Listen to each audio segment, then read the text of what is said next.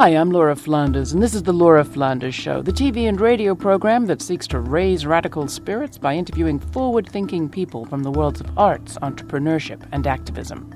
This week, as financial markets expand and continue to refashion the world in their own image, the wealth of capitalist societies no longer presents itself, as it did to Karl Marx, as a monstrous collection of commodities.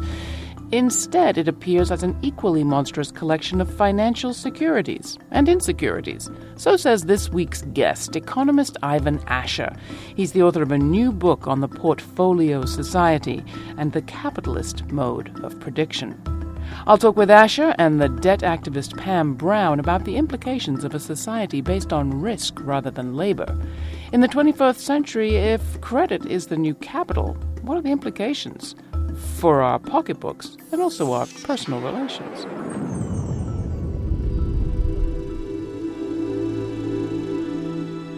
When Marx looked out at what produced profit in his day, he saw grinding factories producing things. If he'd gone back further, he might have been struck most by agriculture. Today, what dominates is Wall Street, finance, and not just investing and trading, but betting. That is, risk and credit.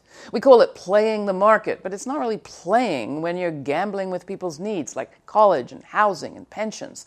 We discovered that in 2008 when the market crashed. We have gone from a production-based economy to a prediction-based one, and it's affecting every aspect of our lives, says today's guest.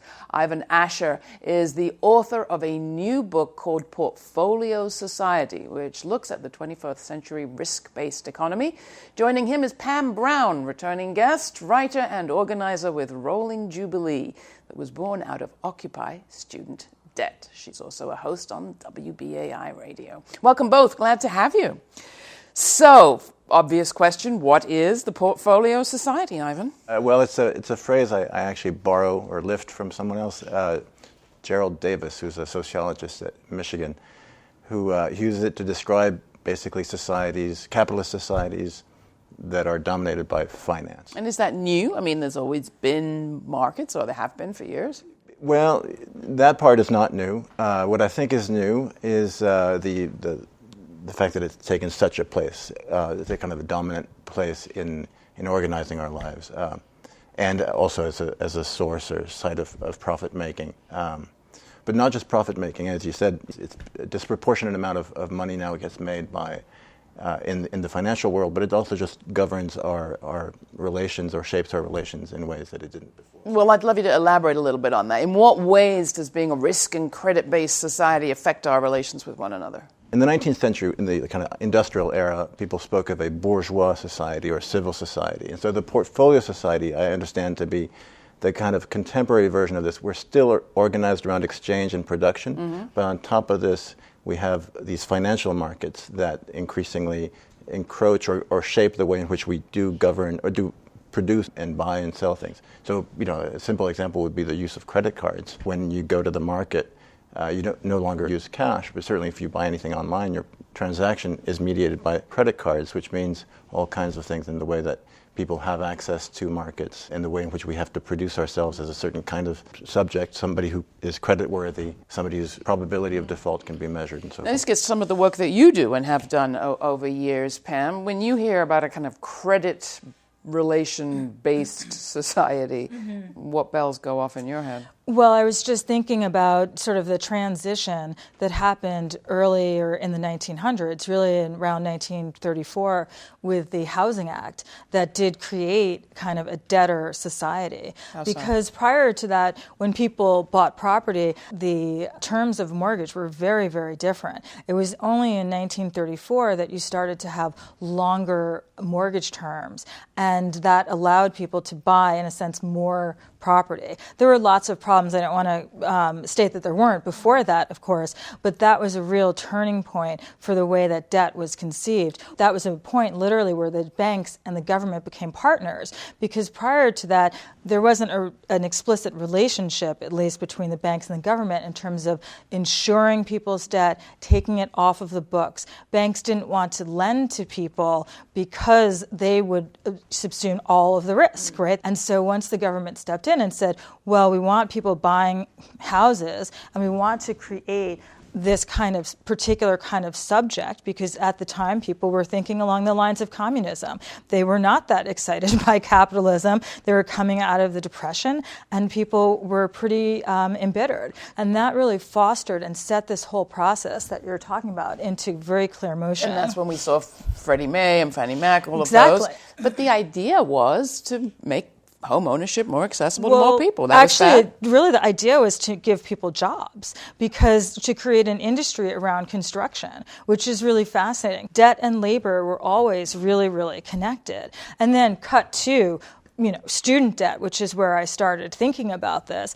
And you had the creation of Sallie Mae in about 1968 with the Education Act, right? And so that mirrors the Housing Act. That was how I kind of ended up seeing that there was a relationship between the two. It was very clear that the result of Sallie Mae encouraging student debt would be rising cost of college, increased debt, a totally different subject, right? Someone who's thinking all the time about what they owe to banks, right? Not what they owe to other people in our society, what they owe to these financial corporations. And the labor piece of this equation is almost totally dropped out. Is that fair to say, Ivan? Yes and no. It's sadly dropped out of my analysis, but it hasn't dropped out of the overall picture. There's still labor involved. People are still working. So it's not that it drops out, but it is kind of displaced as a central category of financial economics by these measures of risk and so forth. And in that place, at least to go by your book, it's that prediction piece comes in. Instead of the productive economy, the predictive economy, as you write, kind of has predictions, hedging, and so on, where production once was. I speak of prediction, obviously partly a pun on this capitalist mode of production, but there's also protection, right? So finance is a way for people to protect themselves against adverse effects or to take risks, but it's a kind of risk that not everybody bears in the same ways, or certain people are taking risks and other people are at risk in a sense. So production isn't eclipsed entirely, but it's now mediated by these various forms of calculations, like what are the odds that this currency will fluctuate in this way or that. That's Ivan Ascher, author of a new book, Portfolio Society, on the capitalist mode of prediction, with Pam Brown, morning show host of Pacifica station WBAI, and one of the organizers behind the debt forgiveness project Rolling Jubilee, which came out of occupied debt. We're discussing the shift from production to prediction as the primary economic driver of our time. What does it mean for our economies and for our lives? More to come. We will not recognize this place. The dollar store is filled with love. The parking lot is full of grace. Now the judges put their Snoopies on with glorious and true restraint. A child is gonna rule them all. Set the profits of the human race. Hey-yo, can you picture yourself? Hey-yo, in the physical sense. Hey-yo, a subcutaneous thing. Hey-yo, like a butter and butter. That was Snoopies by De La Soul, featuring David Byrne off their latest album, Anonymous Nobody. You can watch this program, download the podcast, and sign up for our newsletter at lauraflanders.com. Sign up and we'll keep you up to date with all the events and appearances we have coming up in the New York area and beyond. Now back to Ivan Ascher and Pam Brown on our risk-based culture. While all capital is relational, capital based on credit and risk puts yet more power in the hands of the risk assessors. So what does that do for the rest of us? So how are class relations changed? I mean, to use a good Marxist phrase, it used to have workers and bosses or peasants and feudal lords. What do we have now? Metaphorically, I would say there are the people who are in a position to bet on outcome of a race, and then there are people who have to run the race. That's one way of putting it. Other people speak of a casino capitalism, which is not a bad analogy, in the sense that everybody's gambling or betting, but there's really also a house. Neither metaphor really works in the sense that one of the things that's so pernicious about contemporary financialization is that as people make bets on other people's chances that they will, say, make good on their payments, they're also affecting the chances that these people will make good on their payments. If financial markets think that you're going to default, you're going to be given terms that will lead to your default. And that's where racism, sexism, Exactly. homo Right. everything, phobias So of the every things that you mentioned kind. earlier, like the 30s were one generation, and to the extent that we've tried to move past certain of the practices of segregation of the time, they're still lingering there, even it may not be easily grasped. Just an example of this, actually, is that credit is also given based on where you live. So if you live near a payday loan place, believe it or not, just because of where you live, if you have equal credit to someone who does not live, you did all the exact same things, you will have probably about $7,000 less access to credit. So the amount of credit that you have impacts your credit score, obviously. Because they assume right? people living near a payday loan place are low-income people and the neighborhood is somehow less worth lending in? It's a great question. It sounds like good old-fashioned redlining. It amounts to that because, of course, if you live in a minority neighborhood where there are more of those places, regardless of anything that you could personally do, regardless of your job situation, your quote-unquote credit worthiness, which is a bizarre concept anyway, right? You're still subject to their evaluation. I mean, it is true that now on job applications, even for standard things like, parking lot attendant, they ask you your credit risk. Your credit score. Right. It's true that I think it has come to play an inordinately large role. But you were saying, it's like redlining, except it's not quite the same thing, right? It's like it's under the radar in a sense. Right. It's a colorblind kind of formulation, I think, of what was explicit redlining in the past, and we still haven't addressed, of course, the impact of we're not going back to, the 1800s or the 1700s here. We only need to look to the 1950s, right? Which is it's one generation. I mean, my dad was born in 1926. So it's really one generation to see the impact of this, right? Because if you couldn't obtain property, even if you had a middle-class job, because of your certain race, then obviously you don't have the wealth. And we have a 21-to-1 wealth ratio between black and white in this country as a direct result of both the history and also this process that you're identifying, which is this increased financialization, the increased reliance on money to make money, right? Money begets money, and that separation is really, really growing. Ivan, coming back to you, you start by quoting Steinbeck in Grapes of Wrath, that men made it, but men can't control it. He meant men and women, too, I'm thinking. Who controls this, and how do we change it if you think it should be changed? I certainly think it should be changed. Who controls it is a tougher question, or how do we change it is a tougher question. Yeah, the Steinbeck quote refers to these banks as monsters. So we speak of Wall Street or finance in monstrous terms, right? In the 19th century, people spoke of vampires. Now we speak of zombies. And I think that attests to the difficulty of exactly identifying the agency and also the way in which we are somehow implicated in the creation of this beast. How can it be changed? Or what is to be done? I mean, that's, What is it, subprime borrowers of the world unite or something?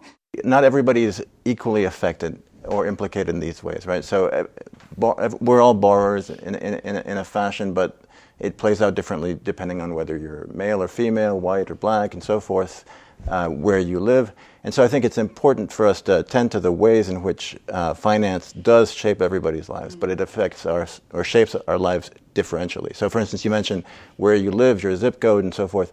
So I live in an affluent neighborhood, like suburb of Milwaukee, so Milwaukee being an exceedingly segregated city. So by dint of where I live, in a sense, I am complicit in rendering somebody else's credit score lower, right? Because whatever I do, my neighbors are propping me up. What do I do with this knowledge? I don't exactly know, but whatever it is that we are going to do, we're going to be attentive to the ways in which we're doing these things. So instead of what is to be done, my concern right now is what is it we're doing that we might then when the time comes for an opening, rewrite the rules. If we are looking at a global phenomenon, which you're very clear, this is global and increasingly so, is there a global solution to any of this, given that so much of what you're talking about has to do with non-concrete phenomena, the economy that is based on global markets and global trading? Any else to that? We live in a globalized world, like it or not, but things again play out differently depending on where you are. So I think we need to be attentive to the politics of financialization, be it in the European Union or in the U.S. or in Haiti, and so forth. I'm not an economist. Perhaps this is my parochialism, but I don't think that economists should have the claim over the discourse. It's more about the politics of markets, and once we recognize that markets are made and that they're relations of power, so we have a better chance at actually, if not seizing control, at least acting in a manner that's coherent. Final thought from you, Pam? I guess thinking about this aspect of power and what people can really do, I think part of the role right now of activists and people in the media is to really expose what's happening so that people can think about it, writers like you, because without that knowledge, we can't really do anything. We may not really be ready yet to make the next move. I think that one of the possibilities, though, we did see with Occupy Wall Street that these ideas did really come into the public in a whole new way. People weren't really talking about student debt that much, and now you hear about it constantly, and I think that was really powerful. And maybe that a new space needs to open up, that people can come together and actually think together and be together in person, physically, about what a new system would look like. How would we start, to uproot some of the deep, deep problems that we have? But I don't know without that kind of personal interaction, if we can have that. Sounds like an argument for more thought experiments and then more actual talking about them. Portfolio Society on the Capitalist Mode of Prediction is out now from Ivan Ascher. Thank you so much, both of you, for being on the program. Thank you, Laura. That was Pam Brown, one of the people behind the debt forgiveness project Rolling Jubilee that emerged from Occupy Wall Street. I was talking with Pam and Ivan Ascher, economics professor at the University of Wisconsin-Milwaukee, and the author of a new book, Portfolio Society on the Capitalist Mode of Prediction. For more, including video of this conversation, go to lauraflanders.com. Just ahead, Richard Eidlin, co-founder of the American Sustainable Business Council, and Mandy Cabot, founder and CEO of Dansko Shoes. She took what some would call a very risky move when she turned down a multi-million-dollar offer for her company and decided instead to sell it to her workers. That's coming up after this musical break from De La Soul with Pain, featuring Snoop Dogg from their latest album, Anonymous Nobody. Stay tuned. Nowhere to four-letter mo better. Slow pain, no gain, go get her. Change like the weather, solid as a rock, small piece of leather, but well put together.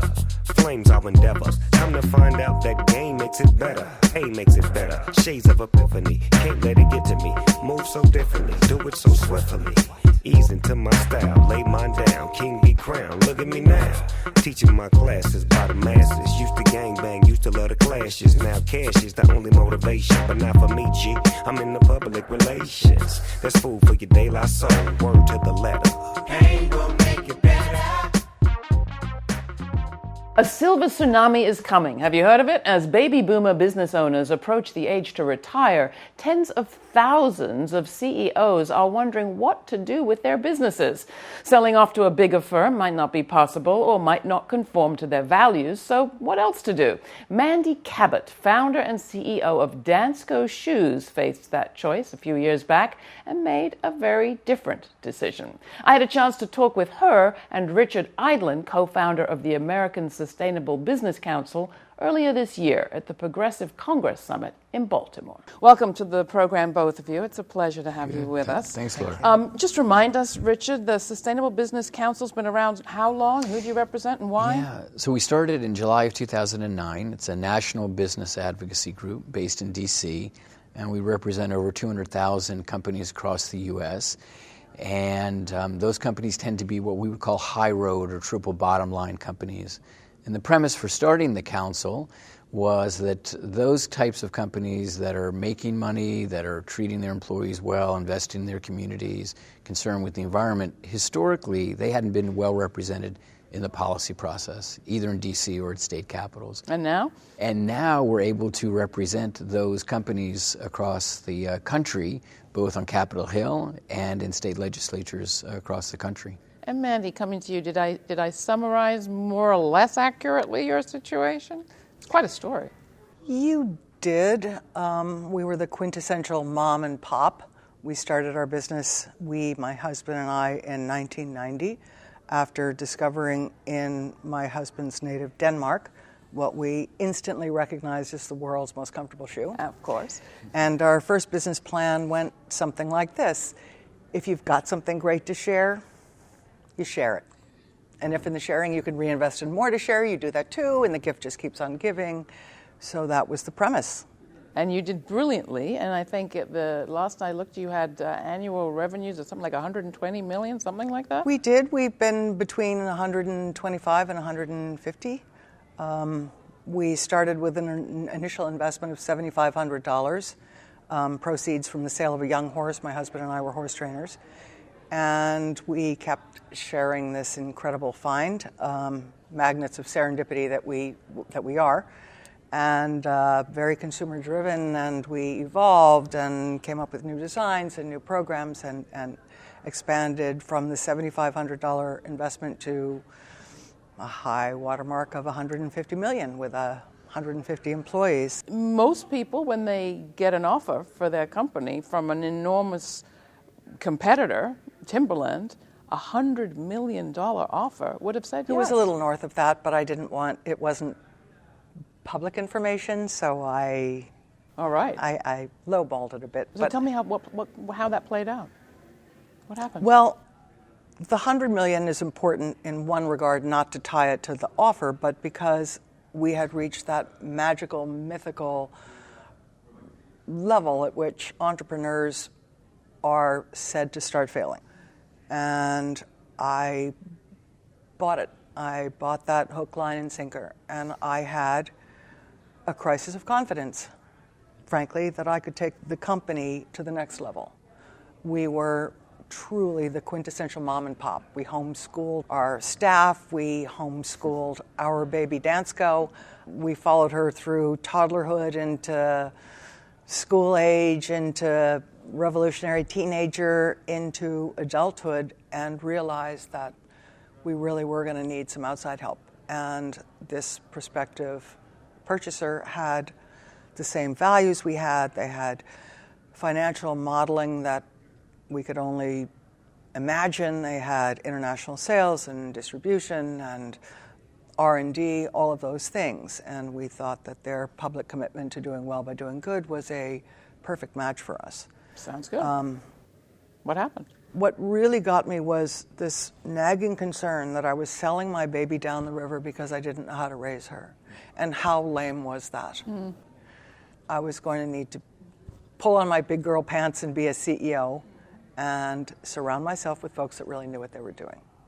And the fact that we were not willing to sell out, but that we wanted to keep jobs local, that we wanted to keep our culture intact, that we wanted to keep our North Star, protect our family, that was very appealing for a lot of folks who had had experience in our industry in much larger, frequently public corporations. So what you decided to do in the end was to sell how much of your company to the workers?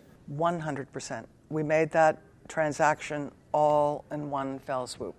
How significant is this story? It's increasingly common, and there's a trend across the economy where owners of companies and founders are looking to democratize the workplace. And so when the American Sustainable Business Council hears these types of stories, we like to hold them up and really suggest that this is what success looks like in the American economy, and that companies can be financially successful, also really committed to the workforce, provide great benefits, commit to environmental stewardship, and there's nothing inconsistent about that.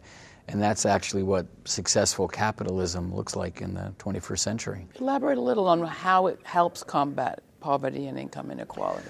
Well, I'll say something, and then Mandy, I'm sure, will have a thought as well. But the fact that many workers don't have adequate earnings, nor do they have a retirement plan because their company hasn't set one up, is a real barrier to people's financial success and their being able to, move from lower income to middle income. So ESOPs, they create a pathway for people to have a future retirement plan. And that workers who are given, as in Mandy's case, an opportunity to own a part of the company, all of a sudden can launch themselves into a much better financial place in the future. And that helps to reduce the income gap. At the end of the day, employees are the lifeblood of our business. They are our business. They solve problems. They answer the phone. They design product. They're innovative. They're creative. They are truly now invested. They are the investors in our business. What is the significance of your story, and how do you see this sort of new economic model affecting our political scenario, our political scene? Mandy, Richard? It's important in this moment where we're having this conversation about restructuring the economy and some of the priorities that the Trump administration and a GOP-controlled Congress have to look at these types of stories, because we're quite convinced that the path that the Republican Congress and the Trump administration is heading down is not going to benefit the middle class. It's not going to raise boats, and that their definition of success is inconsistent with environmental stewardship, with equality, really with opportunity, and that the work of progressive, responsible businesses is really the trajectory of the American economy. So it's a hard road ahead, but our goal is really to present to legislators and to the media these types of stories and say, hey, this is what success looks like in the future. You can be part of it. Thank you both. Mandy Cabot, Richard Eidlin, really real honor to be with you. Good. Thanks for coming Laura. on the program. That was Richard Eidlin, co-founder of the American Sustainable Business Council, with Mandy Cabot, founder and CEO of Dansko Shoes. I had a chance to catch up with them at the Progressive Congress Summit in Baltimore earlier this year.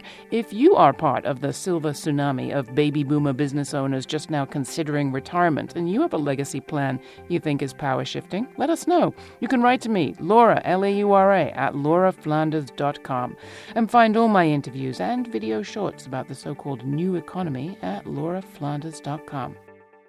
Thank you for your ongoing support of this show, for listening, and for contributing. We couldn't do it without you. Have you reviewed this show yet? Please do on iTunes or wherever it is you get your podcasts. It really does help us spread the word. The Laura Flanders Show is made possible by foundations, including the Novo Foundation, and listeners just like you. Become a sustaining member today and, well, improve our credit rating. Stay kind. Stay curious. Till the next time, I'm Laura Flanders.